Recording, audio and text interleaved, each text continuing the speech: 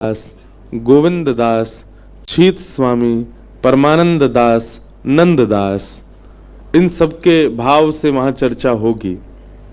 बड़ा आनंद आता है। सुबह के सत्र में ही कथा होगी जैसे यहां हो रही है, और शाम के सत्र में श्री गिरधर लाल जी का दिव्य मनोरथ होगा। कल हम मनोरथों की भी सूची बताएंगे, कौन कौन से मनोरथ होंगे। बड़े अद्भुत इस बार अलग ही मनोरथ हैं श्री लाल जी। एक तो क्या है, शीतकाल में लाल जी का जन्मोत्सव आता है, और शीतकाल में पुष्पों का ज्यादा श्रृंगार या पुष्पों के बंगले हम नहीं बना सकते।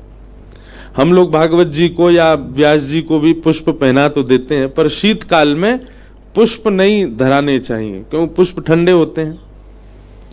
कई बार लोग आते हैं गीले फूल माला और ले आते हैं, और जैसे ही गले में पहनाते हैं बेचारे गुरुजी नीचे से ऊपर तक कांप जाते हैं।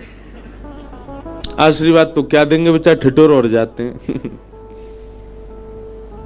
और कई लोग तो ऐसे हैं, वो बहुत दूर से आते हैं तो बेचारे फूलों में पानी मारते ही रहते हैं, वो कहीं मुरझा नहीं जाए। तो शीतकाल में आपको भी अपने घर के ठाकुर जी को कुछ मेवाओं की माला पहना दो, या अन्य अन्य कई ऐसी सामग्री होती हैं जो शीतल नहीं होती, उनकी माला धराओ। ठाकुर जी को पुष्प की माला शीतकाल में नहीं धरानी चाहिए।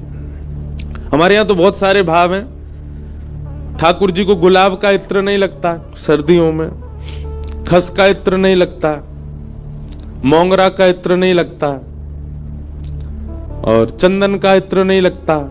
ये सब ठंडे होते हैं। ठाकुर जी को हेना का इत्र लगता है, शमामा का इत्र लगता है, कस्तूरी का इत्र लगता है, केसर का इत्र लगता है। जिनकी ताशील गर्म है वो ठाकुर जी को धराने चाहिए। ठाकुर जी सूती वस्त्र नहीं पहनते शीतकाल में।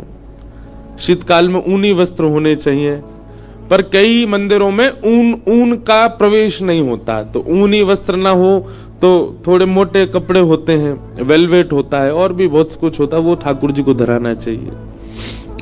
ठाकुर जी को हाथ में मूंजरी मोजा, पाम में मोजा पहनाने चाहिए। और अगर घर में व्यवस्था हो तो हीटर लगाओ, पर हीटर वाले नहीं है हमारे ठाकुर जी। अब जहां व्यवस्था नहीं होती वहां तो हीटर ही लगता है, नहीं तो कोयला सिगड़ी जला करके कोयला पहले बाहर जला लो। जब वो बिल्कुल सुलग जाए, बिल्कुल लाल पड़ जाए, धुआं उठना बंद हो जाए, फिर ठाकुर जी के सामने पधराओ। जो जिनकी सेवा प्रधान जो अपने घर में करते हैं वो उन लोगों के लिए है। जो काम चलाऊ ऐसे ठाकुर जी बैठा रखे हैं उनके लिए कोई बात नहीं,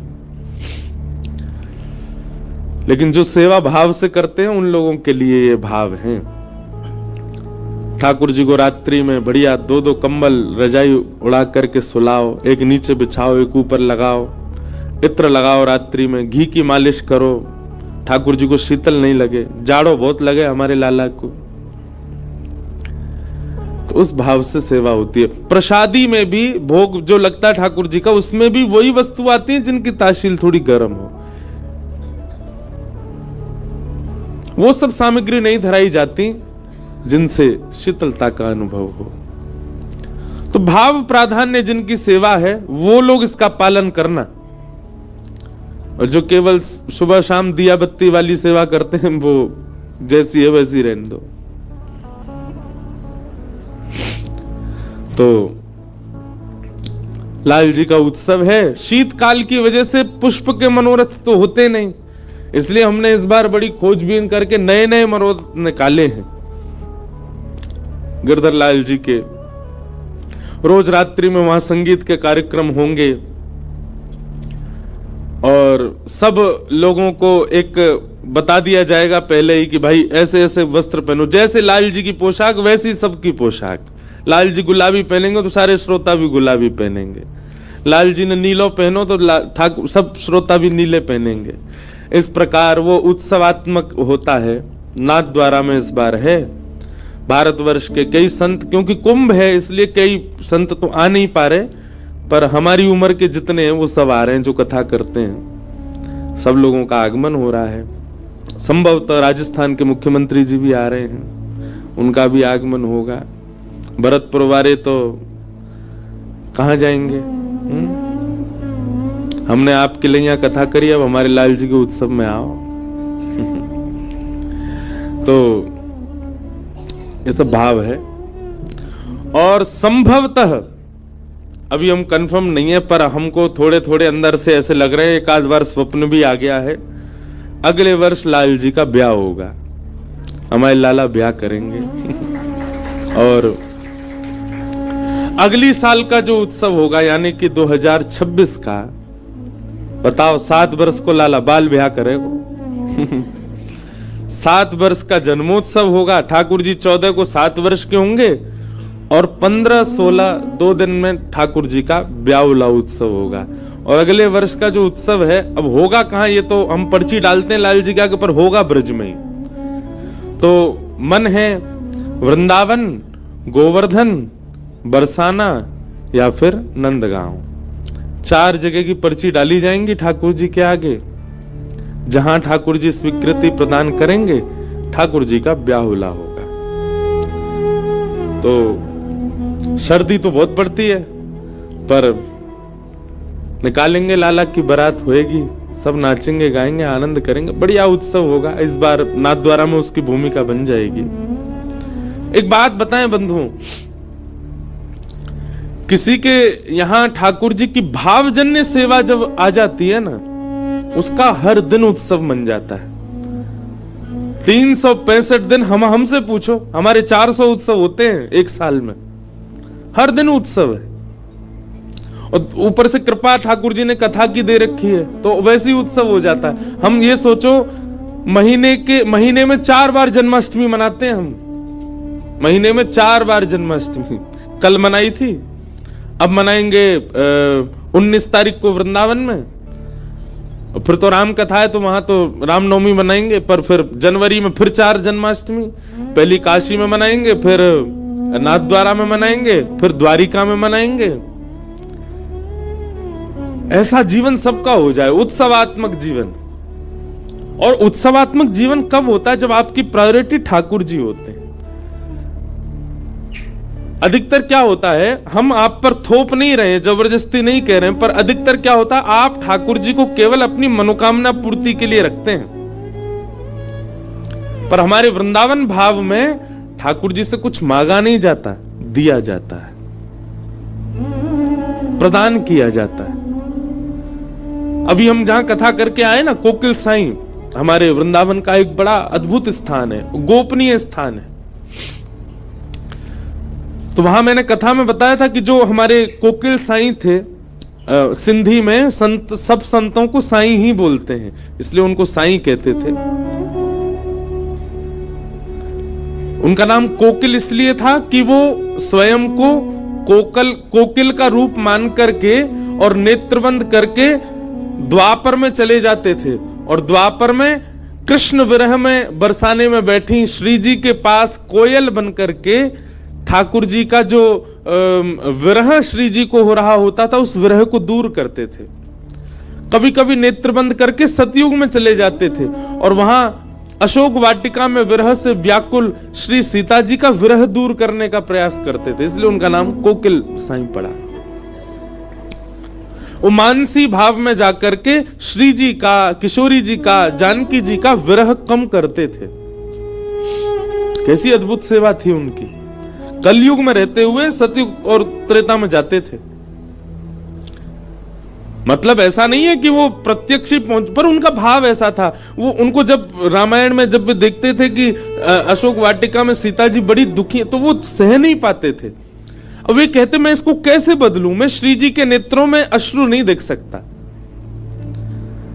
तो कर तो कुछ नहीं सकते, तो अपने मनोभाव में नेत्र बंद करके ऐसा विचार करते कि मैं त्रेता में हूं, और त्रेता में कोयल बन करके जाते, और श्री जानकी जी जो विरह से व्याकुल हैं, उनका विरह दूर करने का प्रयास करते। ऐसी सेवा थी उनकी। वे अपने ठाकुर जी का दर्शन नहीं कराते थे किसी को। किसी ने उनसे पूछा कि आप अपने ठाकुर जी का दर्शन क्यों नहीं कराते? तो उनका भाव था कि भैया ये महलों के ठाकुर जी हैं, ये राज करवे आए हैं, ये आनंद करवे आए हैं, ये रास करवे आए हैं, ये सुख लेवे आए हैं। और दुनिया के लोग इनके सामने जाकर के दुनियादारी मांग करके इनको और संकोच में डाल देते हैं, इसलिए मैं किसी को नहीं दर्शन कराता। यशोदा मैया की गोद के लाला, कैसे प्यारे लाडले लाला, और दुनिया के लोग उनसे जाकर के कह रहे हैं हमें मर्सिडीज दिलवाए दो। लाला उस संकोच में पड़ जाता होगा, अच्छा तो मैं भगवान हूं जो वृंदावन आकर के ये भूल गए हैं कि मैं परमात्मा हूं। हम दुनियादारी मांग करके उनको और संकोच में डाल देते हैं, इसलिए वो किसी को दर्शन नहीं कराते थे। तब से हमने भी निर्णय कर लिया कि जितने लोग हमारे लाल जी के दर्शन करवे जाएंगे हम सबको सौगंध दे देंगे, तुमको अपनी सौगंध है, कुछ मांगना नहीं ठाकुर जी से। हमारे लाला के बस एक ही चीज कहो, आप प्रसन्न रहो, बस आप राजी रहो, आप सुखी रहो। और भैया ये मांगने वाली जो बात है ना, हमें संसार में कुछ मिले, क्या ठाकुर जी को नहीं पता कि मेरे लिए क्या जरूरी है? क्या ठाकुर जी जानते नहीं है मेरे लिए क्या उपयोगी है? आप मांगेंगे तो कुछ मिलेगा और नहीं मांगेंगे तो सब कुछ मिल जाएगा। आप मांगेंगे तो वही मिलेगा जो आपने मांगा, और नहीं मांगेंगे तो वो मिलेगा जो आपने सोचा भी नहीं। तो ठाकुर जी से मांगना क्यों? हम अपनी बात बता रहे हैं, आज तक ठाकुर जी से कोई याचना नहीं की। एक याचना की बस कि हे नाथ, आपकी सेवा कभी छूटे ना। आपकी कथा कहने के लिए जाते हैं, उन कथाओं में कभी कोई ऐसा भाव उत्पन्न ना हो जाए जिससे किसी के हृदय को ठेस हो या आपसे दूरी बन जाए। बस प्रेम ही मांगा है, सेवा में भी, कथा में भी, सब चीजों में। और प्रेम मांगना नहीं होता। इससे अतिरिक्त यदि आप संसार मांगते हैं तो क्षमा प्रार्थी हैं, हमारी कथा भी मत सुना कीजिए। अगर आप संसार के इच्छुक हैं ठाकुर जी से, हम मंच पे ही बोलते हैं ये बात, नीचे बैठ के तो आप हमसे आके बोलोगे हमारी बेटी को ब्याह ना है रहो, तो हम कहेंगे भैया है जाए, बढ़िया अच्छी बात है। मंच से नीचे उतर के तो कई लोग ये भी बोल हमारा व्यापार नहीं चला, महाराज जी कुछ बताओ ना। मैंने कहा भैया हम कोई टोना टोट का थोड़ी जाने, जानते होते तो हम भी व्यापारी कर रहे होते, कथा क्यों करते। इसलिए संसार नहीं, संसार तो आप अपने कर्मों से निर्माण करते हैं। ठाकुर जी से तो उनकी प्रसन्नता मांगो बस। तो बस अब उत्साह बढ़ता जा रहा है, लाल जी का उत्सव समीप आने वाला है। प्रेम और भाव से श्रवण कर रहे थे ठाकुर जी का जन्मोत्सव। नंदस्त्वात्मज उत्पन्ने जाता ह्लादो महामना, आहूय विप्रान वेदज्ञान स्नातः सुचिरलंकृतः, वाचयित्वा स्वस्तेनं जात कर्मात्मजस्य वै, कारयामास विधिवत् पितृदेवार्चनं तथा। एक बात सुनिएगा बंधु, कई लोग पूछते महाराज जी ठाकुर जी का उत्सव कैसे करना चाहिए? अगर हम बता दें, कर सको तो सुनो। भोजन का पता ना हो, जल कब पिया यह भी भान ना हो, कब सोए थे कब उठे इसका भी पता ना हो, और नृत्य करते करते कहां वस्त्र गए हैं, कहां आभूषण गिरे हैं, क्या स्थिति हो गई है, ऐसे बेसुध से अगर है जाओ तो समझो कि आपने उत्सव किया। लेकिन जिस उत्सव में यह भी पता है कि भाई आज हलवाई क्या बना रहे हो, एक चटकदार बनाइयो भैया, सोना कितने बजे, 10 बजे हमको बिस्तर चाहिए, हीटर वीटर लगवा दियो बढ़िया, सुबह उठ करके ऐसे बाल काटने, ऐसे वस्त्र पहनने, ऐसा सुंदर मेकअप करना, ये करना, वो, ये उत्सवात्मक स्वरूप नहीं। उत्सव में तो सब भूल जाए, वो उत्सव होता है। भागवत जी में वर्णन है।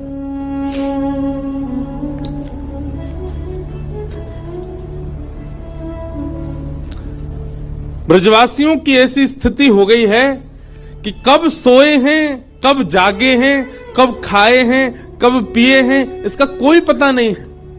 बस नाच रहे हैं, नंद घर आनंद भयो जय कन्हैया लाल की। किसी के उत्साह को देख करके इतना उत्साह, इतना उत्साह, इतना उत्साह। किसी ने पूछा अरे भैया तू तो इतनी जोर से नाच रहा है, इतनी जोर से उत्सव मना रहा है, तेने देख लियो नंद जी को लाला? नाचते नाचते बोलो नहीं नहीं अभी नहीं देखो। बोले तेने देखो ही ना है तो फिर इतना काय गुनाह नाच रहा है? बोले पता ना क्यों, बिना देखे इतना सुख मिल रहा यूं लग रही है, देख लियो तो जन कहा होएगो। सब अपने घर सजा रहे हैं, सब अपने घरों के बाहर बंधन बाहर बांध रहे हैं, सब ब्राह्मणों को बुला करके वेद ध्वनि अपने अपने, मतलब जिस घर में बालक उत्पन्न हुआ उस घर की सजावट हो समझ आता है, उस घर में ब्राह्मण जाए समझ आता है, उस घर में वेद मंत्र उच्चारण हो रहा हो समझ आता है। पर जिनका दूर दूर तक नंद बाबा से संबंध नहीं है वो भी अपना घर सजा रहे हैं, वो भी बंधन बार बांध रहे हैं, वो भी ब्राह्मणों को न्योता दे रहे हैं, वे भी अपने घर में पकवान बना करके लुटा रहे हैं। किसी ने कही भैया नंद बाबा तुम्हारे कोई रिश्तेदार लगे? बोले ना हमारे कछु ना लगे। फिर तुम क्यों उत्सव मना रहे हो? बोले पता ना, जब तक ये खबर सुनी है कि नंद के लाला भयो है, ऐसा लग रहा हमारो ही लाला भयो है, ऐसा आनंद हो रहा है। और वो आनंद तब नहीं आज तक हो रहा है। आज भी जन्माष्टमी के दिन पूरा भारत सजता है, पूरे भारत में उत्सव होता है, सब अपने घर में सजाते हैं, सब अपने घर में उत्सव करते हैं, पंचामृत अभिषेक करते हैं। क्यों? लाला तो नंद जी को, सब क्यों कर रहे हैं? अब भली अब की भावना में तो कईयों को ये बात है कि ये भगवान है, ये ईश्वर है, परमात्मा है, इस भाव से करें। पर वास्तव में तो ठाकुर जी जिस दिन जन्माष्टमी के दिन प्रकट हुए हैं उस दिन सबको ऐसा लगने लगा कि हम सबका लाला उत्पन्न हुआ है, हम सबका प्राण उत्पन्न हुआ है। ये अपने आप सबके मन में भाव आने लगा, इसलिए सब उत्सव मना रहे हैं। अवाद्यंत विचित्राणि वादित्राणि महोत्सवे। एक बार की एक घटना सुनाऊं, मैंने शायद सुना ही नहीं होगी कभी कथा में। वृंदावन में एक जगह है, अब हम नाम बोल देते हैं ना तो लोग बाग ढूंढने लगते हैं, पर वो बड़ा गोपनीय स्थान है, वहां ज्यादा भीड़ जाती नहीं है। बता देते हैं, फिर भी मिलेगा नहीं जहां तक है। रामबाग बहुत पुराना स्थान है, बहुत प्राचीन, कम से कम 150-200 वर्ष पुराना तो मंदिर ही है, वहां कोई नहीं जाता। तो कोविड का टाइम था, कोरोना चल रहा था, वृंदावन में बिल्कुल शांति, कोई लोग बाग आते ही नहीं थे। तो भैया फोन अपने सब लोग साइलेंट स्विच ऑफ कर लो, जिनके भी बज रहे हैं। हमारी बंसी ठीक बज रही है, वह अपनी बंद कर ली।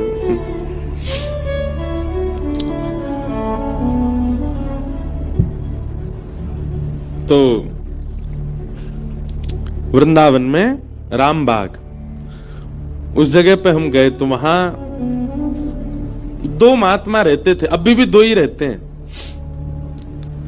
तो हमारे एक मित्र हैं, वो हमको लेकर के गए, बोले महाराज चलो एक नई जगह दिखा के लाए। गए तो पूरा जैसे अंदर होता है ना कि पूरी जमीन पे दुनिया भर के पेड़ पौधे जाने कैसे उग आते हैं, रास्ते में भी छोटे छोटे पौधे उग आते हैं, ऐसी जगह थी। विशाल गेट, बहुत पुराना, इतना भारी कि खोल 2 लोगों से भी नहीं खुला, बड़ी मुश्किल से खुला। भीतर गए तो भीतर जाकर के जो दर्शन किया ना उसका मैं वर्णन नहीं कर सकता। क्या हो रहा था,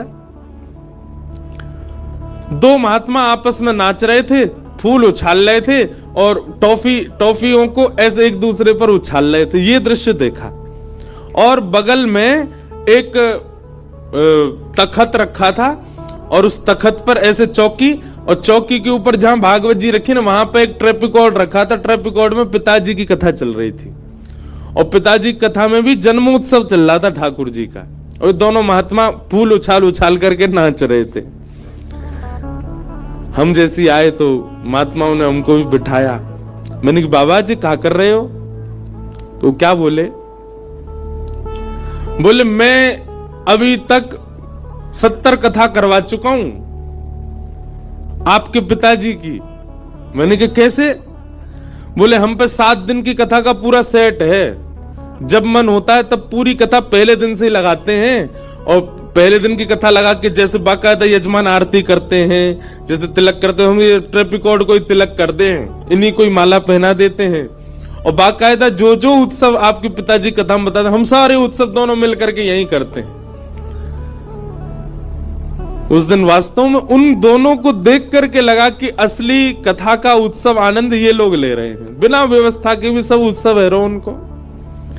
टॉफी उछाल रहे थे, पुष्प उछाल रहे थे, नंदोत्सव मना रहे हैं। बोले 70 कथा करवा चुके हम। बोले हम पे धन तो इतना नहीं है कि हम इतनी व्यवस्था कर सकें, तो हम तो भैया एक कहीं से पैसा इकट्ठे करके पूरी कथा को, कात्यायनी वाली पिताजी की कथा कात्यायनी में हुई बहुत वर्ष पहले, बहुत प्रसिद्ध कथा, उसका पूरा सेट है। और सुबह से पहले दिन आते 7 दिन तक यही कथा को चलावें नियमित रूप से, और ऐसा विचार कर लें कि व्यास जी हमारे सामने बैठे हैं, वो कथा सुना रहे हैं। आज नंदोत्सव था कथा में, और भैया हमारी कथा तो सार्थक है गई। क्यों? जिन व्यास जी की कथा हम 70 बार करा चुके, आज 70वीं कथा के नंदोत्सव में उन्हीं को लाला आ गए हो, हमारी कथा तो सार्थक है। मैंने कहा महाराज जी असली उत्सव तो आप ही कर रहे हो, ये उत्सव का स्वरूप होता है। लोगों को व्यवस्थाएं बहुत चाहिए तब उत्सव होता है। अच्छी बात है व्यवस्था, हम भी लाल जी का व्यवस्था करके उत्सव करते हैं, पर व्यवस्था प्राधान्य उत्सव नहीं होना चाहिए, उत्साह प्राधान्य उत्सव होना चाहिए। आप आना नाथ द्वारा में वहां व्यवस्था बहुत होंगी, पर व्यवस्था से उत्सव नहीं मन रहा होगा, जितने लोग होंगे उनके उत्साह से उत्सव मन रहा होगा। भागवत जी में वर्णन आता है कि ढोल नगाड़े बाजे तबला ढोलक इन सब की तो 4, 5, 6, 7 दिन की अवधि होती है बजने की, रोज थोड़ी बजते रहेंगे, इनका भी एक समय है। और 7 दिन से तुम ढोलक बजाए जा रहे हो तो फिर कैसे बचेगी बेचारी, फट जाएगी। लेकिन वृंदावन में तो 1 साल तक उत्सव चला गोकुल में ठाकुर जी के, तो फिर क्या बज रहा था वाद्यों में? तब कहते हैं अवाद्यंत विचित्राणी, ऐसे वाद्य बज रहे हैं जो बड़े विचित्र हैं। तो हमारे नाना जी कहते, बोले कैसे बज रहे हैं? बोले जिनके सिर पर बाल नहीं है, ब्रजवासी उनके कंधा पे बैठ जाएं और बैठ के कहें तेरे बाल ना है, तेरे मूड को कहा काम है? बोले यही ढोलक बना के बजाए दो। और बोले हाथों से विचित्र विचित्र आकृति बना करके उसमें से स्वर निकाल रहे हैं, कोई अपने गाल बजा रहा है, कोई मोटी पेट वार बजा, वो हो ढोल आगो ये बजाओ। ऐसे उत्सव मन रहा है पूरे गोकुल में। और सुनो, जिनके साथ ऐसा कर भी रहे, जिसका किसी का मूड बजा दिया, किसी के पेट पे बजा दिया, उसको भी बुरा नहीं लग रहा, वो कह रहा न घुमकी तो लगा जोड़ते। ऐसा उत्सव मन रहा है पूरे ब्रज में। क्यों? क्योंकि सब आनंद में है। और जब सब आनंद में होते हैं ना, किसी को अपने मान की चिंता नहीं होती। फिर मेरा मान हो, मेरा सम्मान हो, मेरी प्रतिष्ठा हो। उत्सव में यही होना चाहिए, मान रहित होकर के उत्सव होता है। उत्सव कैसे मनाना चाहिए ये तो नंदोत्सव की पूरी कथा से सीखो।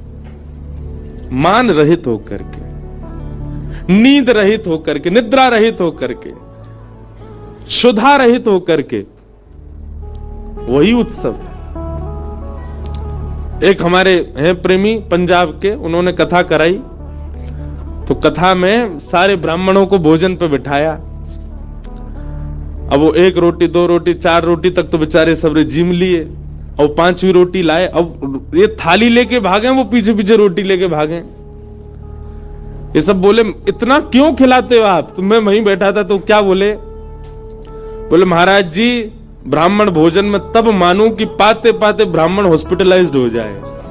मैंने कहा वारे भैया, वारे तुम्हारी भक्ति, बेचारों ब्राह्मण हॉस्पिटलाइज्ड हो जाए तब मानेंगे कि हाँ ब्राह्मण को भोजन कराया। और फिर उसके उपचार में जो पैसा लगे, बोले हाँ वो दक्षिणा है हमारी, वो दक्षिणा देंगे। तो लोग बागों के ऐसे भाव है। सीधी बात, देह को जो जो चाहिए अभिमान रूप में, जैसे निद्रा देह का अभिमान है, प्यास देह की जरूरत अभिमान है, क्षुधा भूख ये देह का अभिमान है, स्वरूप की सुंदरता ये देह का अभिमान है, वस्त्र का संभलना ये देह का अभिमान है। इन सब अभिमानों से जब परे हो जाता है ना व्यक्ति, तब उत्सव होता है, उसमें भान नहीं होता। हमारे लाल जी के उत्सव में 7 दिन निद्रा तो दूर की बात है, सो ही नहीं पाते हम। कथा भी हम करेंगे, उत्सव भी हम करेंगे, गाएंगे भी हम, नाचेंगे भी हम, श्रृंगार भी करेंगे, उत्सव की पूरी भूमिका भी बनाएंगे, संतों को भी स्वागत करेंगे, वैष्णवों से भी मिलेंगे। सोने का समय कहाँ है? और जहां निद्रा सोली जबरदस्ती सब लोग भेज देते हैं, 2-3 घंटा सो लेते हैं, पर निद्रा का समय नहीं होता वहां, वही तो उत्सव है। और घर के लोग तो भैया 5-6 दिन का ब्याह उत्सव करते हैं, उसके बाद फिर सब बीमार पड़ जाते हैं, मैया को जे हो गया, पिताजी वहां पड़े हैं, ये क्यों सोए नहीं।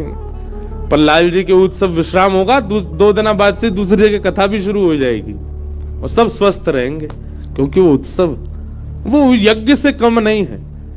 होता है ठाकुर जी का, आप जितना उछल के नृत्य करते हैं ना, उतने अश्वमेध यज्ञों का फल आपको मिल रहा होता है। तो सबसे बड़ा उत्सव है, सबसे बड़ा यज्ञ है। हम तो कथा में कहते हैं कि सूझबूझ करके नृत्य नहीं करना चाहिए कभी भगवत कथा में। अरे कोई तेज ताल वाला भजन आ गया, चलो नाचते हैं, नहीं। नृत्य कैसा होना चाहिए, जहां आपके पैर रुके ही नहीं पा रहे, जहां आपका मन रुके ही नहीं पा रहा, आपका रोम रोम कह रहा है नहीं भाई अब तो नृत्य करना है, तब नृत्य होता है। वाग्गदगदा द्रवते यस्य चित्तम, भगवान का परिचय तो सबने सुना है, भक्त का परिचय भगवान दे रहे हैं, ध्यान से सुनना। वाग्गदगदा द्रवते यस्य चित्तम रुदत्य भिक्षणम हसति क्वचिच्च विलज्ज उद्गायत नृत्यते च मद्भक्ति युक्तो भुवनम पुनातु। भगवान कहते हैं वाग गदगदा द्रवते यस्य चित्तम, जिसकी वाणी गदगद हो जाती हो मेरी बातें कहते कहते या मेरी बातें सुनते सुनते, द्रवते यस्य चित्तम, जिसका हृदय द्रवित हो जाता हो, भर जाता हो प्रेम से। रुदत्य भिक्षणम हसति क्वचिच्च, मेरा स्मरण करके कभी भी उसके नेत्रों से अश्रु आ जाते हो, मेरा स्मरण करके खूब ठाके मार के हंसता हो। और विलज्ज उद्गायत नृत्यते च, मेरा कोई संकीर्तन या मेरा कोई प्रसंग सुन करके वो विलज्ज निर्लज्ज होकर के नृत्य करने लग जाए, किसी को दिखाने के लिए नहीं, किसी को बताने के लिए नहीं, बस वो रोक नहीं पाया स्वयं को, नृत्य करने लग जाए। मद्भक्ति युक्त हो, भगवान कहते हैं वो मेरी भक्ति से युक्त है। भुवनम पुनातु, वो जहां जाएगा सबको पवित्र करता जाएगा। और ब्रजमंडल की स्थिति ऐसी हो गई है, सब नाच रहे हैं, सब गा रहे हैं। 80 वर्ष की एक मैया, 90 वर्ष की मैया, एक दांत नहीं है मुंह में। और जैसी पता चली नंद बाबा के लाला भयो है, अपनी 80 वर्ष पुराने ब्याह के जोड़ा को निकाल के पहन के आई है। चलो नहीं जा रहा हूं बिना लाठी के, लेकिन ऐसा 16 श्रृंगार करके आई है, आंखन में काजर लगा के आई, होठन में लालिमा लगा के आई है, नवलखा को हार पहन के आई है। और अपने ब्याह के समय की, कितने साल पहले वह को ब्याह भयो, वह समय की पोशाक धारण करके आई है। कमर झुक गई है, मुख उठा नहीं पा रही है, नेत्र अच्छे से खोल नहीं पा रही है, और बीच लाखों की भीड़ में जाकर के वो भी नृत्य कर रही है। अरे जुग जुग जीवेरी यशोदा मैया, तेरो ललना जुग जुग जीवेरी यशोदा मैया, तेरो ललना जुग जुग जीवेरी यशोदा मैया, तेरो ललना जुग जीवेरी यशोदा। करताल बजा के गाओ, अरे हाँ तेरो ललना नंद रानी, तेरो ललना, तेरो ललना नंद रानी, तेरो ललना महारानी, तेरो ललना, तेरो ललना महारानी। भोजपुरी संस्कृति के सार छठी माई के आशीष अपार बा। बनारस के घाट पर साँझ के दीप होके लिट्टी चोखा तक घर घर के कहानी बा। एह माटी के कहानी अब जिंदा हुई, जहाँ स्टेज त्योहार संस्कृति के पहचान हुई। अरे जुग जुग जीवेरी यशोदा मैया, जीवेरी नंद रानी मैया तेरो ललना। जीवेरी नंद रानी मैया। सब ब्रजवासी गा रहे हैं। बड़े भाग ते यशोदा मैया ऐसो सुत तिन जायो। बड़े भाग ते यशोदा मैया ऐसो सुत तिन जायो। हाँ बड़े भाग ते यशोदा मैया ऐसो सुत तिन जायो। बड़े भाग ते यशोदा मैया ऐसो सुत तिन जायो। पूर्ण ब्रह्म जगत को स्वामी सोते ने गोद खिलायो। पूर्ण ब्रह्म जगत को स्वामी सोते ने गोद खिलायो। पूर्ण ब्रह्म जगत को स्वामी सोते ने गोद खिलायो। पूर्ण ब्रह्म जगत को स्वामी सोते ने गोद खिलायो। होया तू मगवा दे झूलन बा तेरो ललना। होया तू मगवा दे तेरो ललना। ओ जुग जुग जीवेरी यशोदा मैया तेरो ललना। जीवेरी यशोदा मैया। बोल नंद के लाला की।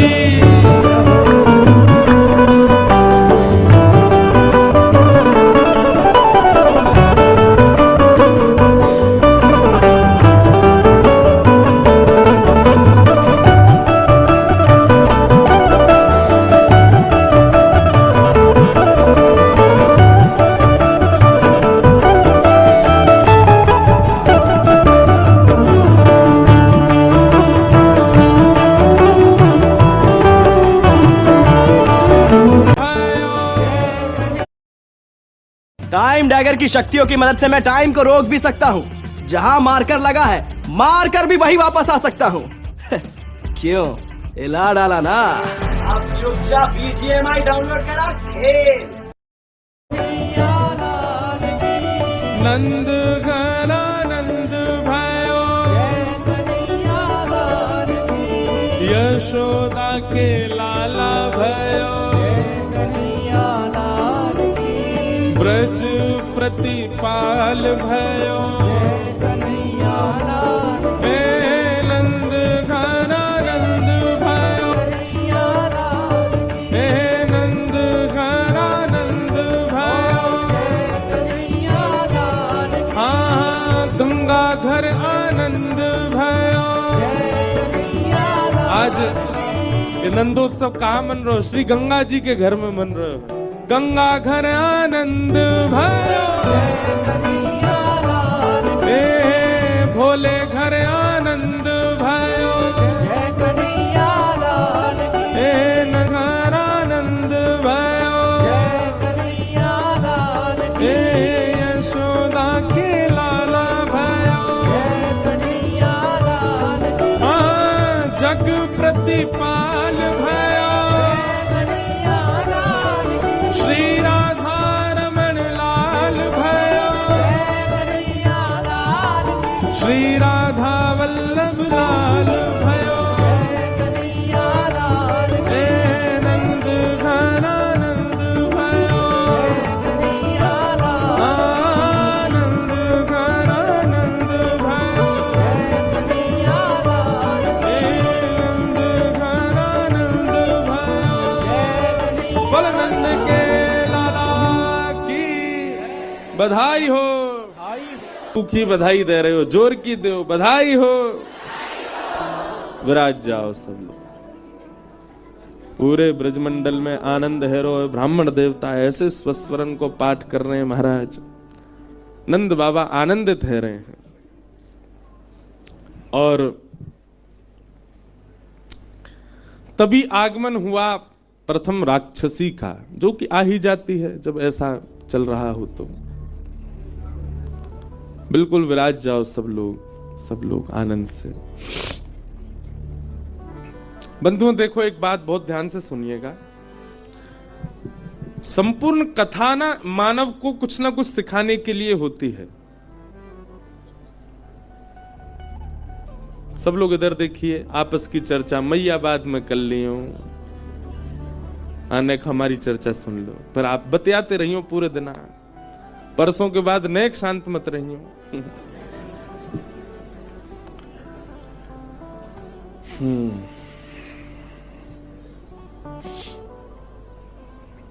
व्यक्ति जब भक्ति मार्ग में आता है तो सबसे पहली बाधा उसके जीवन में आती है पूतना। ये जितने भी राक्षस आ रहे हैं ना ब्रजमंडल में, ये सब वह बाधाएं हैं जो एक भक्त को जीवन में अनुभव होती है।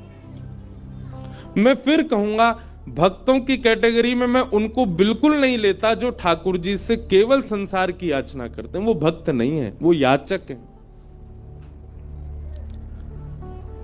भक्त का मतलब वो होता है जो ठाकुर जी से कभी कुछ कहते ही नहीं, कैसा भी जीवन हो जाए उनका, फिर भी सम ही रहते। ऐसे भक्ति भाव में जब आप प्रवेश करते हैं तो सबसे पहले आपके जीवन में भक्ति के पथ पर सबसे पहली बाधा, वैसे तो बाधा कोई नहीं है, परंतु ये एक प्रकार से ऐसा कह दो डिस्ट्रैक्शन, आपको पथ से भटकाने के लिए सबसे पहले आती है पूतना।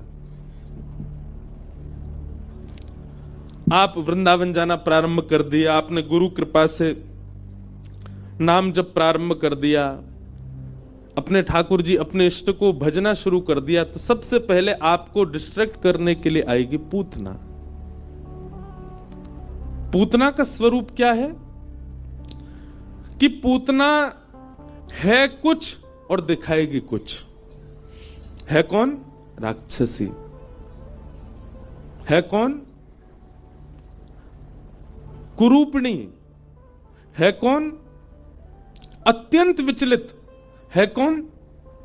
अत्यंत क्रूर, पर दिखाएगी बिल्कुल विपरीत। ये सबसे पहली बाधा आती है भक्ति के पथ पर।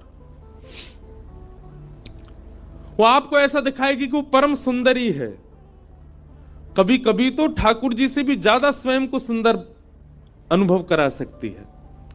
इसका मतलब करा सकती है बोल रहा हूं तो स्त्रीलिंग में ही मत लीजिएगा। ये कुछ भी हो सकता है, ये कोई व्यक्ति भी हो सकता है, कोई वस्तु भी हो सकती है, कोई स्थान भी हो सकता है जो आपको भक्ति से अपनी ओर खींचे और केवल अपने बाह्य रूप से आपको आकर्षित कर ले, जिसके कारण आपका भक्ति भाव कम होने लग जाएगा। वही पूतना है।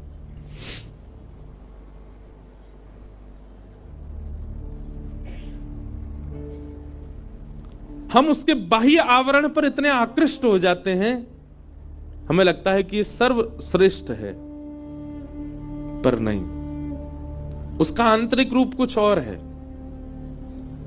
यही पूतना है, इसी से बचना है। और इससे बचने का एक उपाय बताएं। आप कहें महाराज पूतना जीवन में आए, इससे बचा कैसे जाए?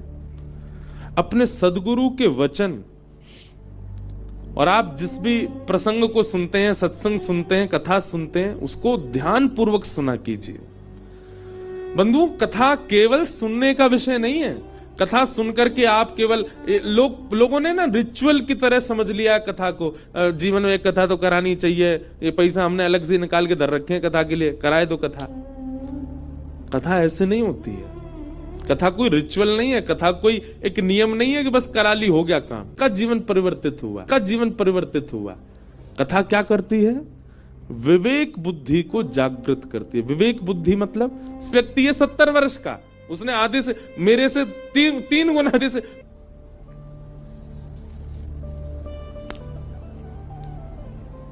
पूतना कुरूपणी है, पर परम सुंदरी बनकर के आई। और जैसे ही उसने गोकुल में प्रवेश किया, नंद घर आनंद भयो जय कन्हैया लाल की, सब ब्रजवासी नाच रहे हैं, गा रहे हैं, उत्सव मना रहे हैं। और जैसे ही पूतना ने प्रवेश किया, उसके आधे मुख को देख करके ब्रजवासी कीर्तन करना, नाचना भूल जाते हैं, उसी को देखने लग जाते हैं। आपस में ये देख कितनी सुंदर, इसकी आंख तो देख, इसकी नाक तो देख, अरे इसकी मुस्कान तो देख, इसकी चाल तो देख। मतलब उसके अंदर कोई अवगुण है ही नहीं, वो सब तरीके से आपको आकर्षित कर रही है अपनी ओर।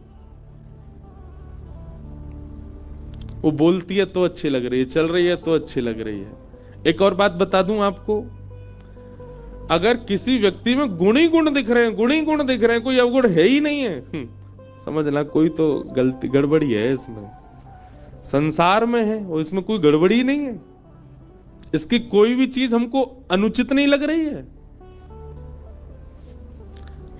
चाहे वो मित्र हो, चाहे वो सखा हो, चाहे वो आपका कलीग हो, चाहे वो गुरु हो, एक आध कुछ तो लगेगा कि नहीं इनमें, ये संसार में है तो इनमें कुछ तो अवगुण है, पर अपने सारे अवगुण ऐसे साफ कर रखे हैं कि बिल्कुल गुण ही गुण दिख रहे हैं। हम आपको मंच से संकेत कर रहे हैं, सावधान।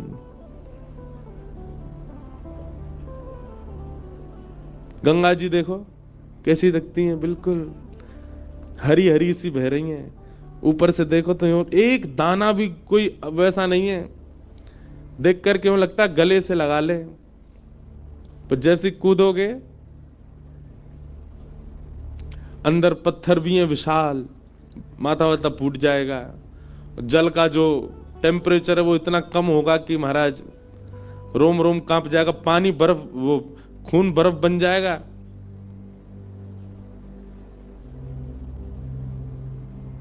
बाह्य आकर्षण सब जगह से बिल्कुल अच्छा ही अच्छा, अच्छा ही अच्छा है, समझ जाना कुछ गड़बड़ है। लेकिन कुछ कुछ अवगुण दिख रहे हैं तो फिर ये समझना, वैसा ही स्वभाव रखो, वैसी विचारधारा रखो, वैसा ही वस्त्र रखो, वैसा ही स्वरूप रखो जिससे ठाकुर जी रीझे। जिन भेषा मारो सावरो रीझे, जिन भेषा मेरो गिरधर रीझे, मैं सो ही भेष धरूंगी हो, मैं तो सो ही भेष धरूंगी। अरे हाँ मैं बैरागन हूँगी, जीवन का उद्देश्य केवल ठाकुर जी की प्रसन्नता बन जाए, वो प्रसन्न रहे, फिर मैं वैसा ही रहूं बस जिससे वो प्रसन्न रहे। जिन भेषा मारो सांवरो रीझे, मैं सो ही भेष धरूंगी। अब यहां तो भेष की बात आई है, पर भेष बाह्य भेष नहीं, आंतरिक भेष।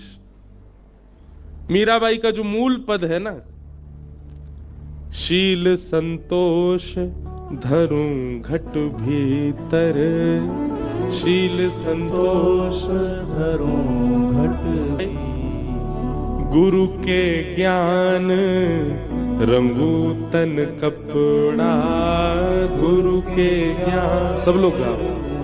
तन कपड़ा, मन मुद्रा पहरूंगी, मन मुद्रा पहरूंगी। हे प्रेम पीयूष हरि गुण गाऊं, प्रेम पीयूष हरि गुण गाऊं। चरणन लिपट रहूंगी हो, मैं तो चरणन लिपट रहूंगी। अरे हाँ मैं बैरागन होंगी, मैं बैरागन होंगी। यातन की मैं करूं किंगरी, यातन की मैं करूं किंगरी। रसना नाम कहूंगी, रसना नाम कहूंगी। मीरा के प्रभु गिरधर नागर, मीरा के प्रभु गिरधर नागर। मीरा के प्रभु गिरधर नागर, बैरागन होंगी, मैं बैरागन होंगी। मीरा के प्रभु गिरधर नागर, साधा रंग रहूंगी, मैं तो बैरागन होंगी। तो आंतरिक भाव, जिन भेषा मारो सांवरो रीझे, जिससे दुनिया रिझाने की भावना आपके चित्त में आ जाती है, तो जाते दुनिया रीझ जाए ना, एक बात भैया कान खोल के सुन लियो, जाते दुनिया रीझ गई बातें श्याम सुंदर ना रीझे, और जाते श्याम सुंदर रीझ गए बातें दुनिया ना रीझे। दुनिया रीझे कब रीझे? जब वो अनुपस्थित हो जाता तब रीझती है दुनिया। जैसे मीराबाई से हम रीझ रहे हैं, कुम्मन दास से हम रीझ रहे हैं, श्री तुलसीदास जी से हम रीझ रहे हैं। जब वे थे तब नहीं रीझे हम, जब वे चले गए तब रीझ रहे हैं, क्योंकि जब वे थे तब ठाकुर जी रीझ रहे थे उनसे।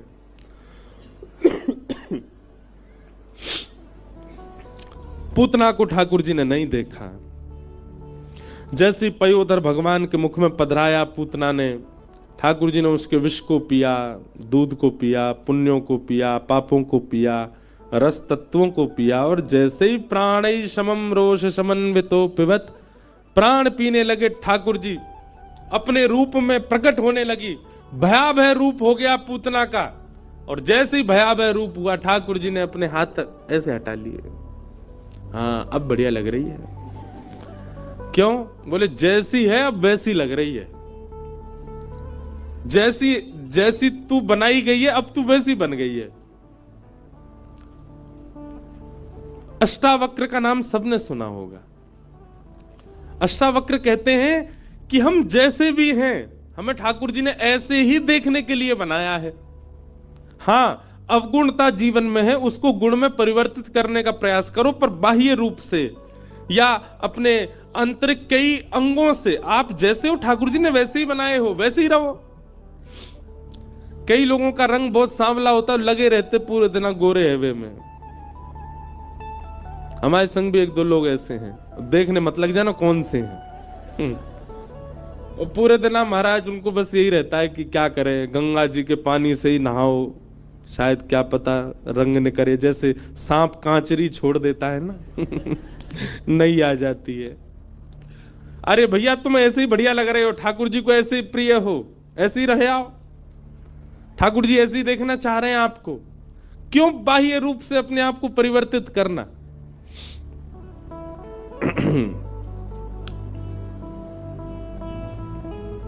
और रही बात आंतरिक भाव की, तो वो कथाओं में, सत्संगों में, गुरुजनों से पूछो ठाकुर जी को कैसा गुण प्रिय लगता है, वो मैं अपना निर्माण करूं, वैसा मैं बनाऊं।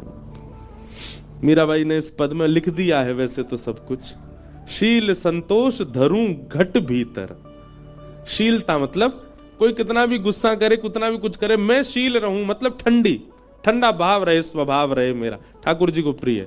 संतोष दूसरा भाव, संतोष मतलब चाहे जैसी स्थिति मिल जाए, चाहे जैसा भोजन मिल जाए, चाहे जैसी व्यवस्था मिल जाए, सब में संतोष करना।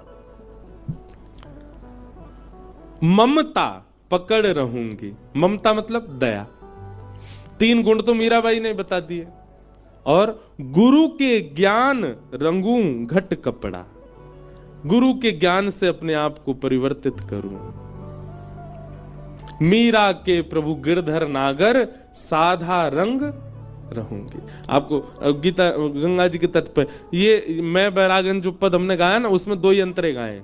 अब मैं बैरागन दो आ रहा है, उसमें ये तीन पद और हैं, तीन पंक्ति और हैं, उसमें मीराबाई के तीनों पंक्तियां और हैं।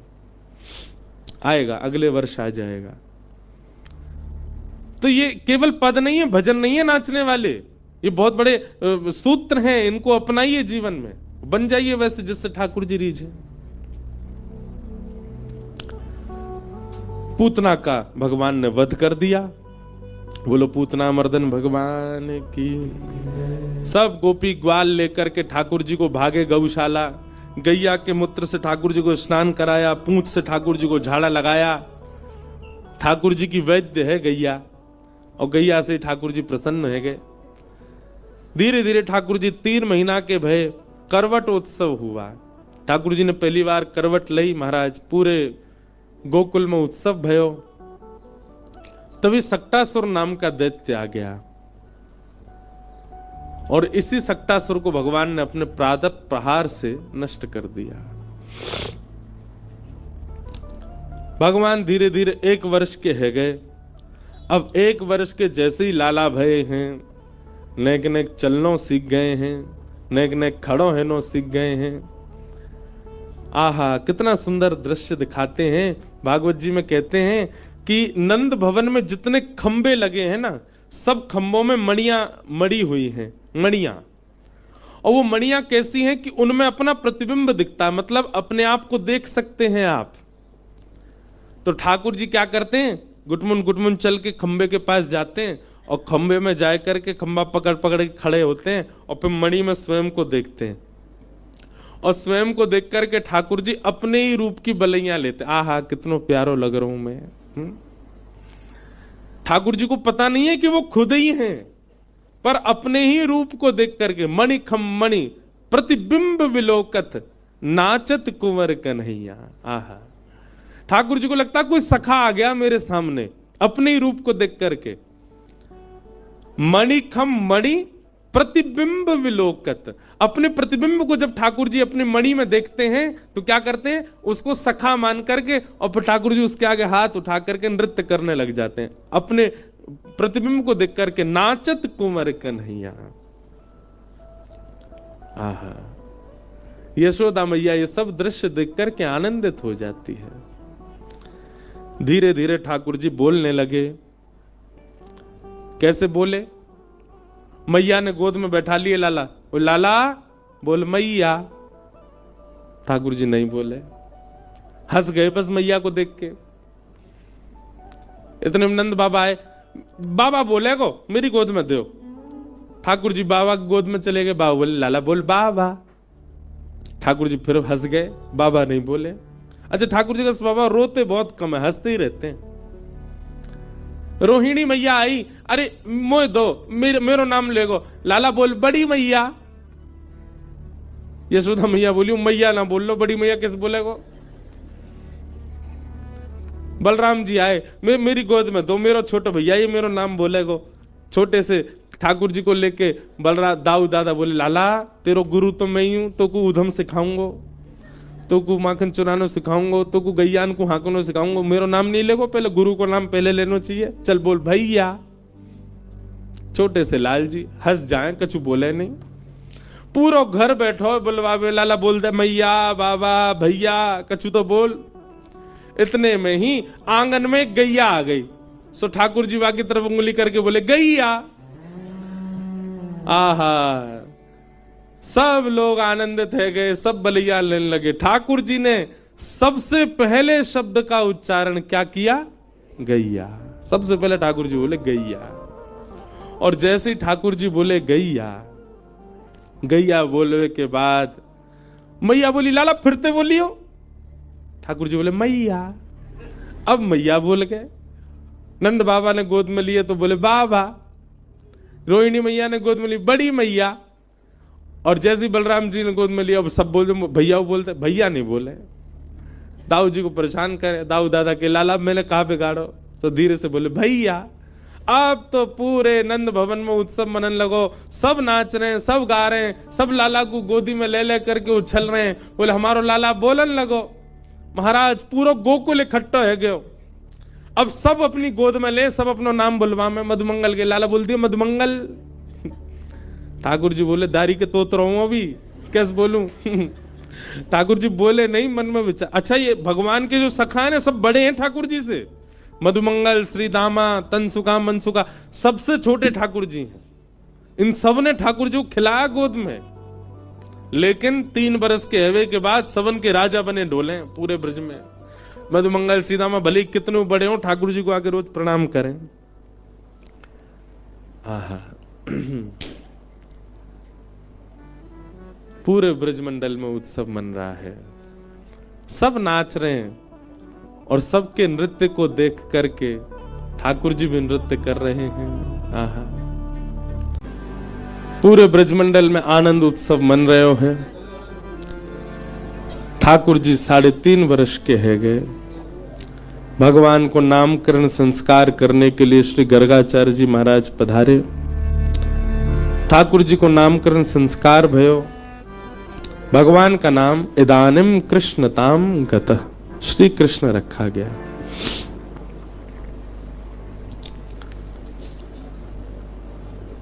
शृंग्यग्निडं शशिजलध्वजकंटकेभ्यः क्रीडा परावति चलौ स्वसुतो निषिद्धुम गृह्याणि कर्तुमपि यत्र न तज्जनन्यो शोकात आपतुरलं मनसो वसस्थान। पूरे ब्रजमंडल में उत्सव मन रहे हो। ठाकुर जी 3 वर्ष के है गए, अब ऊधम करने लगे।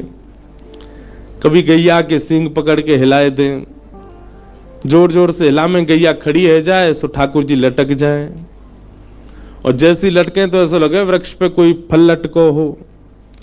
और गैया भी आनंद करे, ठाकुर जी को लेकर के गोबर में ही जावे, वहां जाके जोर से सिर हिलावे सो ठाकुर जी गिर रहा गोबर में ही गोवर्धननाथ बन जाए, पूरे पूरे गोबर में धस जाए। अग्नि सो खेले, मैया चूल्हा में भोजन बनावे सो अग्नि निकाल के बाकी भागे ठाकुर जी। द्यमष्टि कितना अद्भुत है।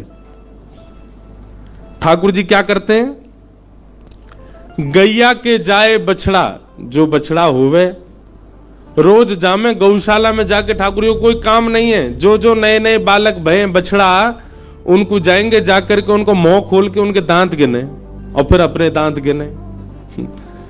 और जैसे वाक्य ज्यादा है जाए ठाकुर जी थे तो ठाकुर जी रोने लगे, बाबा मेरे संग बहुत बड़ा अत्याचार भयो। नंद बाबा के लाला काय को रो रहा है, बोले तेने बाबा बहुत बड़ा अत्याचार किया मेरे संग। नेक्स्ट 3 वर्ष के ठाकुर जी। नंद बाबा कह रहे का कर दियो, मैं जब मैया के गर्भ में हतो तो मैया को अच्छो भोजन नहीं करायो, यही मारे अभी तक मेरे दांत ही ना निकले, 2 ही निकल के आए हैं। और देख बस गैया को बछड़ा बस 4 दिन ना भाई सबरे दांत निकल आए, वाके मेरे दांत ही ना आ रहे। डम्स्टी ठाकुर जी रोते हैं। पर यशोदा मैया समझावे, लाला तू तू तू देख तेरी गलती है या मैं। ठाकुर जी बोले हमें गलती तो मेरी है ही है, मैं हूं गैया के गर्भ से जन्म ले तो मेरे सबरे दांत आ जाते। मैया के लाला तू एक तो बात बनानो कहां से सीख गो है, जन कहां से बातन बनाओ, तू मेरी बात सुन। ठाकुर जी बोले बताओ। बोले देख तू दूध पीवे ना है, दही खावे ना है, पूरे दिन मक्खन खातो रे। मक्खन कैसे होवे, चीकनो चीकनो चीकनो मक्खन। अब तू मक्खन खावे तेरे सबरे दांत निकल के पेट में चले जाएं, दूध पीवे को तो दांत रुकेंगे। ठाकुर जी रोज दूध पीने लगे। अब दूध पीवेगा 4 दिन दूध पीवे, फिर मैया तेरे मैया देख 4 दिन है दांत निकल नहीं रहे मेरे, दाऊ दादा के तोड़ दूंगा अगर मेरे नहीं निकले तो। ऐसा ऐसा ठाकुर जी उधम मचा में रो में। अब तो महाराज नेक और बड़े भये, तो नंद बाबा ने एक दिन ठाकुर जी की शिखा रखवा दी, चोटी। अब ठाकुर जी शिखा पकड़ के रोने लगे। बोले का भयो लाला रो काय करो। बोले दे दाऊ दादा की कैसी नागिन सी है, लंबी चौड़ी, मेरी कैसी नेक्सी सी है, मेरी कब बड़ी होएगी। मैया ने बात तो दूध पिया कर। सो ठाकुर जी दूध कैसे पी में, चोटी पकड़ के दूध पी में, और दूध पीवे के बाद फिर वह नाप भैया वाकू नापे कितनी बड़ी भई। मैया मैंने दूध पी लियो जी, अब वो उतनी सी है। सूरदास जी ने उस पर पदवी लिखा, मैया कबहू बढ़ेगी चोटी, कितने बेर मोए दूध पिवत भय, ये अजहू है छोटी। मैया मेरी कबहू बढ़ेगी छोटी। वास्तव में बंधुओं जब प्रेम अथाह हो जाता है ना तो व्यक्ति ये भूल जाता है कि वो कौन है। कई जगह कथाएं होती हैं, हम सत्य बता रहे, ऐसा प्रेम, ऐसा भाव, ऐसा प्रस्तुत कर देते हैं वहां का माहौल, हम भूल जाते हैं कि हम ब्यास हैं। मेरा भी मन होने लगता मैं उछलूं ब्यास मंच से, मैं भी नाच लूं थोड़ा इनके संग। एक मित्रवत प्रेम हो जाता है। प्रेम जब आप अधिक मात्रा में कहीं प्रस्तुत कर देते हैं ना तो सामने वाला अपनी स्थिति भूल जाता है, अपनी पदवी भूल जाता है। वो प्रेम है ही नहीं जहां सामने वाला अपनी पदवी ना भूला हो, जहां सामने वाला अपनी स्थिति ना भूला हो।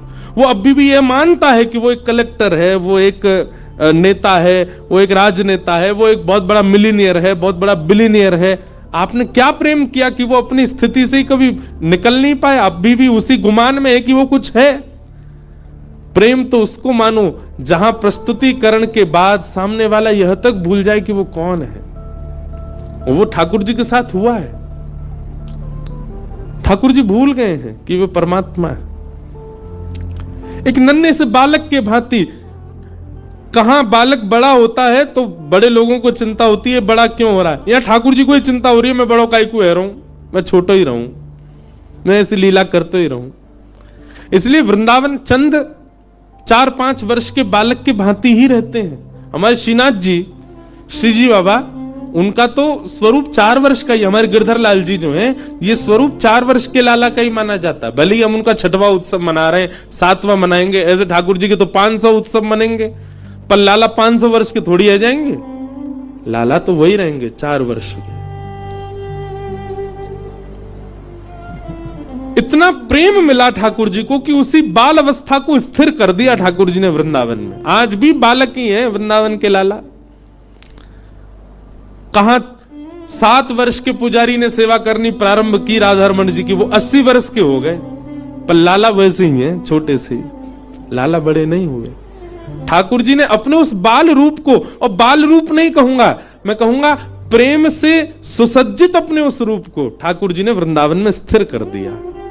पूरे विश्व को बता दिया, देखो ये है प्रेम की पराकाष्ठा। मैं जगत नियंता चतुर्भुज शंख चक्र गदा पद्मधारी होते हुए भी यहां 2 भुजधारी और बाल रूप में ही हूं। प्रेम में सब सामर्थ्य है। प्रेम चतुर्भुज को 2 भुज बना सकता है। प्रेम त्रिलोकीनाथ को लाला बना सकता है। प्रेम विश्व को नचाने वाले को स्वयं नचा सकता है।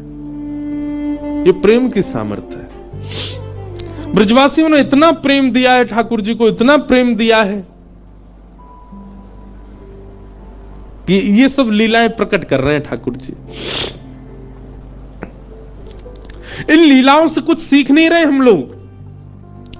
ये लीलाएं सिखाने की नहीं है। भगवान के जितने भी अवतार हुए, सब अवतार सिखाने के लिए हुए, पर कृष्णावतार में बाल लीला सिखाने के लिए नहीं है। ये केवल उनसे प्रेम कराने के लिए ठाकुर जी कर रहे हैं। यहां केवल ये सिखा रहे हैं, गोपियों से सीखो, नंदरानी से सीखो, नंद बाबा से सीखो इनको प्रेम।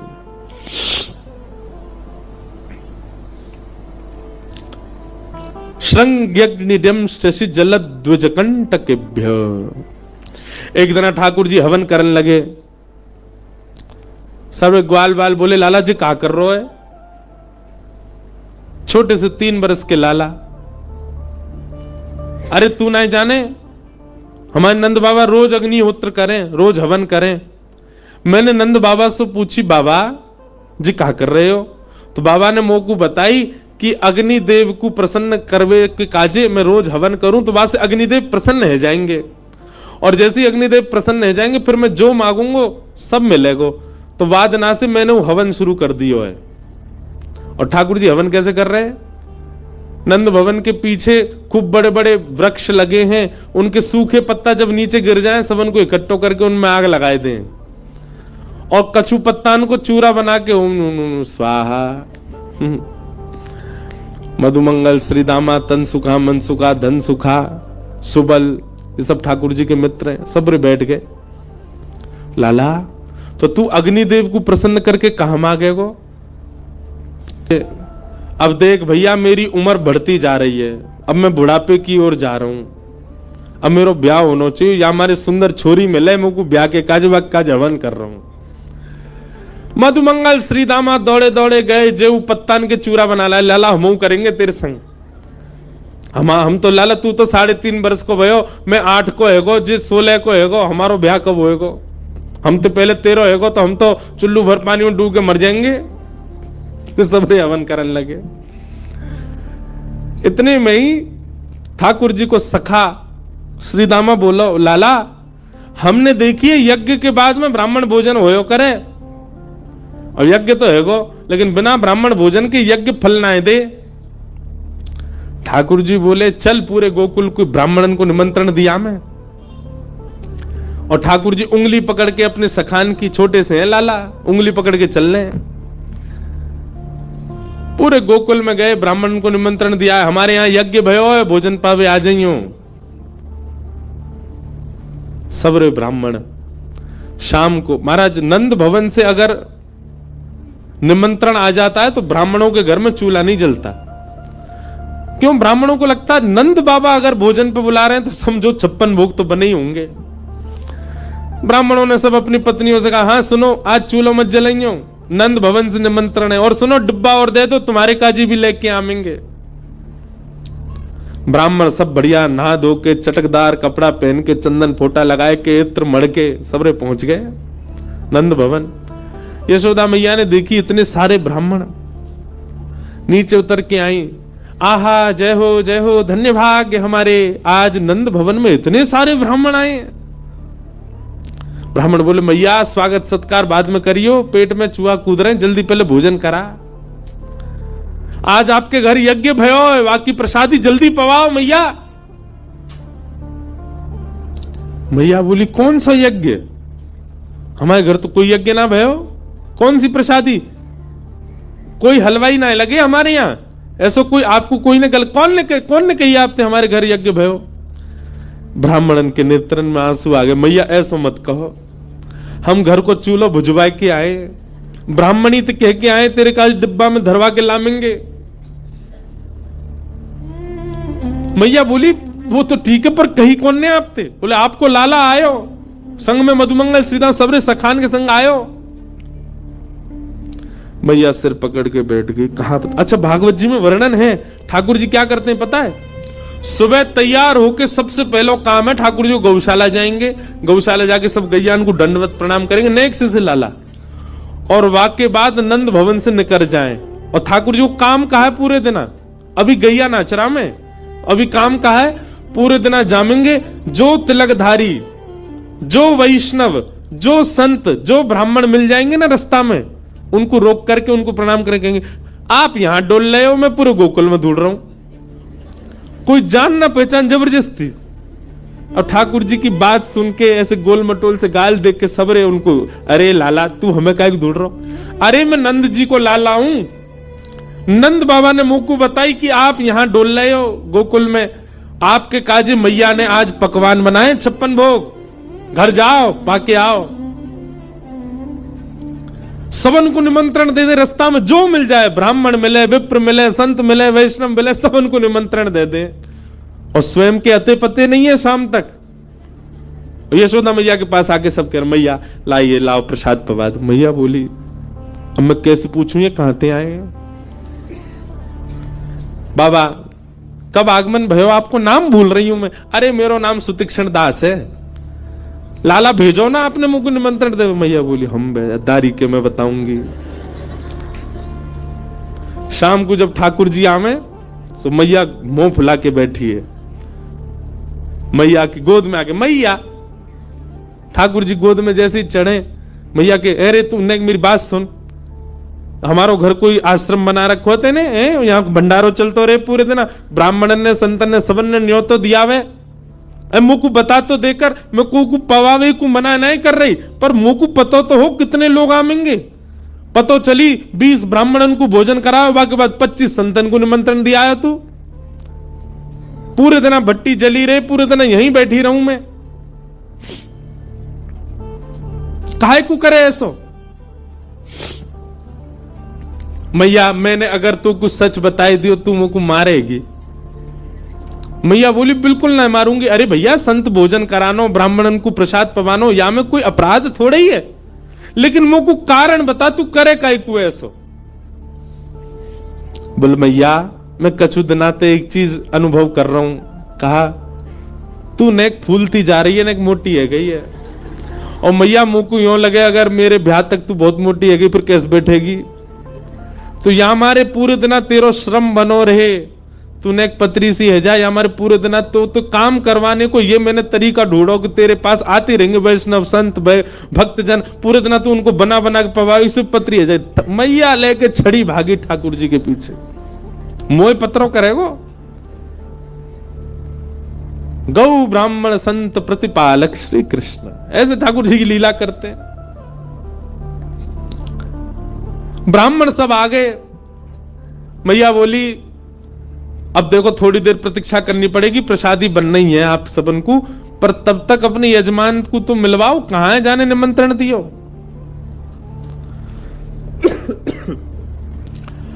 सब ब्राह्मणन को लेकर के यशोदा मैया धूड़ में निकली। सुनंद भवन के पीछे बगीचा में ठाकुर जी खेल रहे।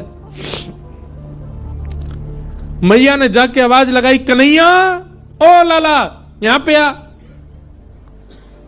ठाकुर जी खेल रहे सब ग्वाल बालन के संग, पीछे मैया देखी और मैया के संग सबरे ब्राह्मण देखे।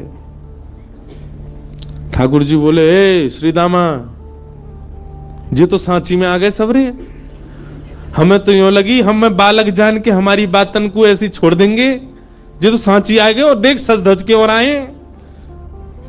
मधुमंगल बोला, हाथन में डिब्बा लेके और आए, स्वयं हो पाएंगे घर वाले इनको ले जाएंगे। लाला आज तो मैया सिकाई करेगी जोड़ते। ठाकुर जी ने मधुमंगल श्रीदामा को हाथ पकड़ लिया, बोले अकेलो ना पिटूंगो, अकेलो पिटूंगो तो दर्द ज्यादा होगा, तुम पिटो मेरे संग चलो। और खींच के ले गए ठाकुर जी। हाँ मैया बता क्या बात है। मैया बैठी, कान पकड़ो लाला को, हे रे ज्यो ज्यो बड़ो है तो जा रहे हो उधम करे। कहा क्यों मैया मैंने इन सब ब्राह्मणन को निमंत्रण दिया है तू कि हमारे घर यज्ञ भयो भोजन करवे आई हो, सबरे आ गए, इनके घर में आज भोजन ही ना बनो, डिब्बा लेके और आए, इनको दे दें, इनके घर के काज बांध के और देनो है, सबरे डलिया लेके आए अपने घर से। काय को करे ऐसो, और करे भी तो मुझे तो बता देकर कि इतने ब्राह्मण आमेंगे, अब मैं कहां से करूं उनकी व्यवस्था। ठाकुर जी एक बार तो सबरे ब्राह्मण देखे, बोले मैया तेरी सौ खा के कहूं, मुझे ना पता इनको घर कौन सी गली में, झूठ बोल रहे हैं, मैंने निमंत्रण ना दियो इन्हें, सबरे ऐसे ही आ गए, इन्हें कहीं मिलो नहीं होगा, यहीं चले आए। ब्राह्मण सब आंख दिखाने लगे ठाकुर जी को। मैया बोली, देख लाला मुझे तो पता है कि तैने ही कियो, अब तू सांची बता दे। मैया देख सांची बताऊं? बोला हाँ मैंने ही दियो निमंत्रण, लेकिन मैया तू मेरी पूरी बात सुनो और यूं बताइयो मैं कहां गलत। मैया बोली बता। बोले भैया मैं हवन कर रहा हूं और जे दोनों आ गए मधुमंगल श्रीदामा मेरे पास, इनने आए करके मोते कही लाला हवन के बाद तो ब्राह्मण भोज होना चाहिए। इनकी बातन में आए कि मैया मैंने सबरे ब्राह्मण बुलाए दिए, मेरा कोई दोष नहीं। मैया लेके भागी मधुमंगल श्रीदामा के पीछे। अंत तो गत्वा ठाकुर जी मैया की गोद में बैठे। मैया तो बोले, देख मैया एक व्यवस्था बताऊं। बोले कहा, जैसे हमारो यज्ञ खेल खेल को हतो, वहां में ब्राह्मण भी ना हो, वहां में एको मंत्र भी ना हो, एको वेद शास्त्र की कछु बात भी ना, फिर भी हमारो हवन है गो देख ले। ऐसे मैया खेल खेल की पूजा और खेल खेल कोई भंडारो। तू भी खारी खारी पत्तल रख दे इनके आगे और पत्तल में दोना धर दे और वहां में यो कह दो, या दोना में खीर मान लियो, पत्तल में पूड़ी मान लियो, यहां पे सब्जी मान लियो, जे देख मोहन थार कितनी बढ़िया धरी है, बिना सामग्री कोई खेल खेल कोई भोजन करा दे। ऐसी ठाकुर जी की लीला। संज्ञग्निजंश्चि जलद द्विजकंटकेभ्य। द्विज यानी ब्राह्मणों के साथ ठाकुर जी बहुत आनंद करते हैं।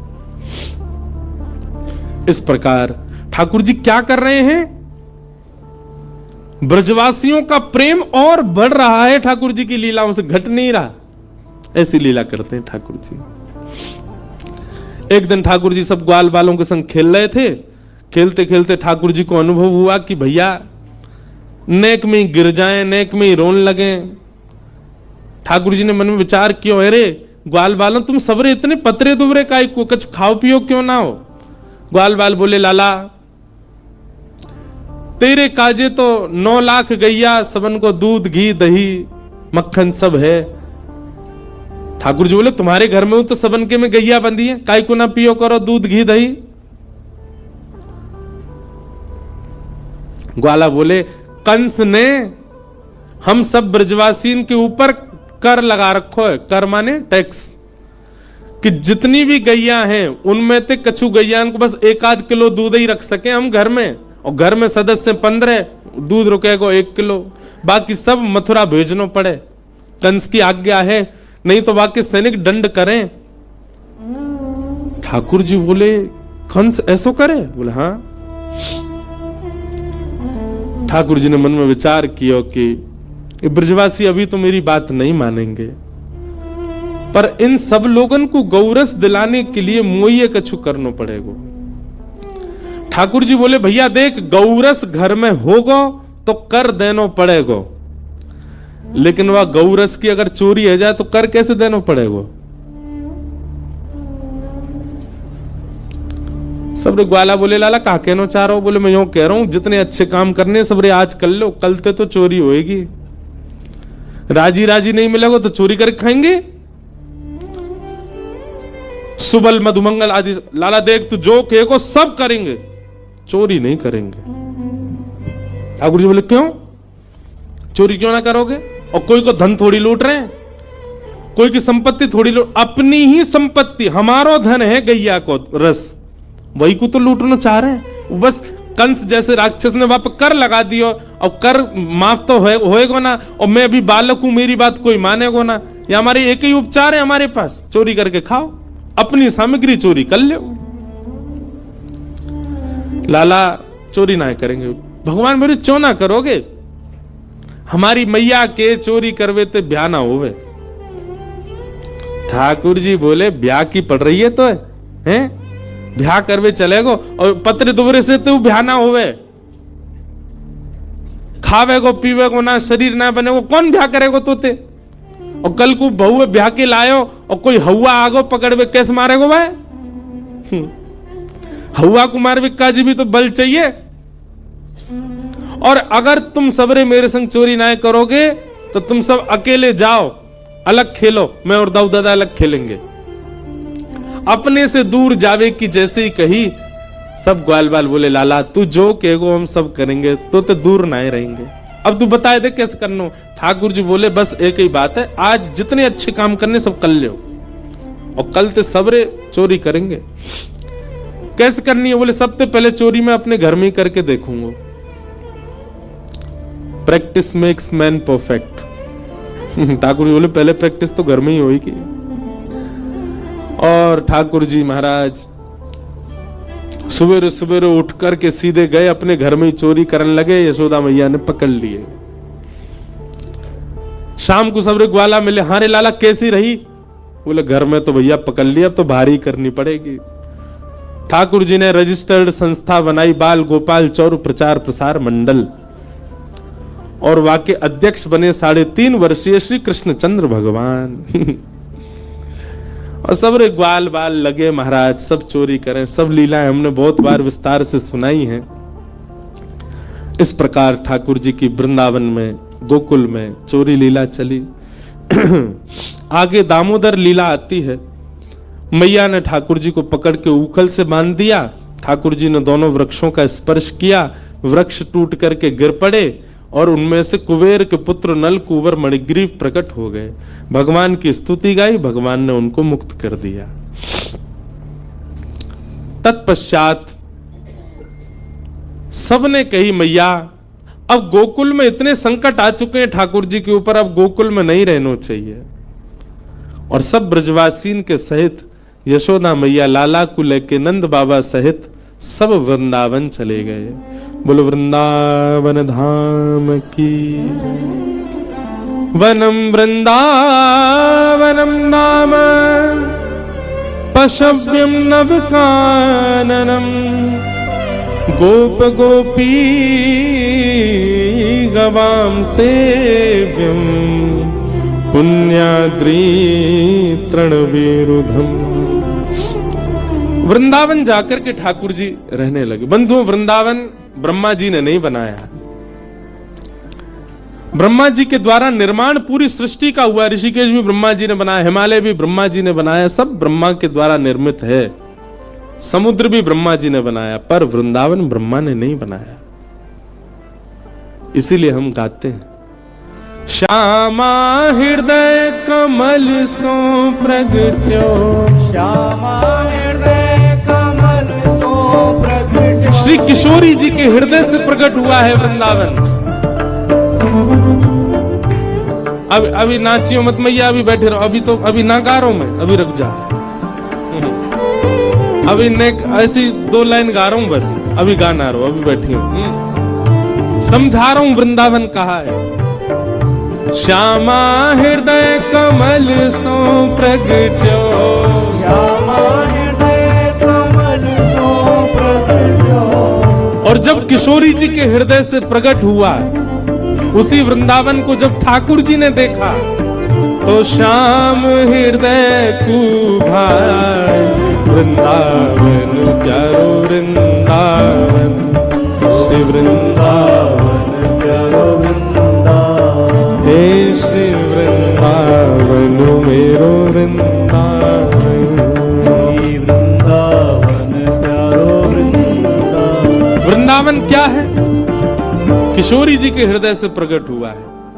जब ठाकुर जी पृथ्वी पर लीला करने के लिए आ रहे थे तो ठाकुर जी ने किशोरी जी से कहा, हे श्यामाजू आप भी चलो, नीचे पृथ्वी पर लीला करेंगे। तब किशोरी जी ने 3 शर्त रखी। जहां वृंदावन नहीं है, यमुना जी नहीं है और गोवर्धन नहीं है, तत्र नो रमते मन, वहां मेरा मन नहीं लगेगा, वहां मैं रमन नहीं कर सकती, वहां मैं विहार नहीं कर सकती। इसका मतलब क्या है? वृंदावन, यमुना जी और श्री गोवर्धन ये पृथ्वी पर नहीं थे, ये गोलोक धाम में थे। किशोरी जी की प्रसन्नता के लिए ठाकुर जी इन तीनों को पृथ्वी पर लेकर के आए हैं। गोवर्धन, वृंदावन और श्री यमुना ये गोलोक धाम से लाए गए हैं, ये पृथ्वी के रूप नहीं है, स्वरूप नहीं है। वृंदावन ठाकुर जी आ गए। वृंदावन क्या है? गोलोक धाम में किशोरी जी ने स्वयं निर्माण किया है। यहां यमुना जी बहती हैं, यहां पर्वत है, यहां पर सघन कुंज है, यहां वृक्ष हैं, यहां पर तुलसी के वन हैं, यहां पर कुआं है, यहां पर बावड़ी है। ऐसे किशोरी जी ने अपना एक नवीन वन गोलोक धाम में बना रखा, वही वृंदावन है। उसी को यथावत लेकर के ठाकुर जी पृथ्वी पर आए, वही वृंदावन। वृंदावन सामान्य नहीं है। वृंदावन रस के ऊपर तो बोलें तो फिर पूरा समय वृंदावन में ही लग जाए, इतना वृंदावन। हम बस एक बात कहते हैं, भैया कृष्ण कृष्ण कृष्ण कृष्ण कृष्ण कृष्ण कृष्ण कृष्ण रटोगे, हमारी श्री जी बहुत प्रसन्न होती हैं, किशोरी जी राधा रानी आनंदित होती हैं। श्री राधा श्री राधा श्री राधा श्री राधा कहोगे, हमारे श्याम सुंदर प्रसन्न होते हैं। पर वृंदावन वृंदावन वृंदावन वृंदावन वृंदावन जब कहोगे तो किशोरी जी और ठाकुर जी दोनों युगल प्रसन्न होंगे। दोनों को वृंदावन कोई स्थान नहीं है। हमारे यहां का एक पद है, प्रिया लाल को लाढ़ लड़ावत, सब विधि पूर्ण काम, हेरी मेरो वृंदावन सुख धाम। वृंदावन का श्यामा श्याम को लाड़ लड़ावे वाली सबसे प्रमुख सहचरी है वृंदा देवी, वही वृंदावन है। प्रिया लाल को लाड़ लड़ावत, श्री प्रिया लाल जी को लाड़ लड़ाता है वृंदावन। किशोरी जी का मन होता है तो कुंज प्रकट करता है, ठाकुर जी को भूख लगती है तो फल प्रकट करता है। कितनी दुनिया के लोग ऋषिकेश भी आते, मनाली भी जाते हैं, सब जगह घूमते हैं, पर हमारे वृंदावन चंद सदा वृंदावन में ही रहते हैं। बल्कि अगर ठाकुर कहीं जाते भी, जैसे हमारे गिरधर लाल अगर कहीं बाहर जाते भी हैं तो जहां बैठते हैं वहीं वृंदावन प्रकट हो जाता है, वहीं वृंदावन का अनुभव होने लग जाता है। वहां बिल्कुल सामने ही गंगा जी है, प्रिय स्थान है। मैं ऋषिकेश में कथा होती वहीं रुकता हूं। जी आए, अघासुर का वध किया, ब्रह्मा के मोक्ष भाव। वृंदावन का प्रसंग बहुत विस्तृत है, बहुत अच्छा है। कल यदि अवसर मिलेगा तो मैं वृंदावन भाव रखूंगा।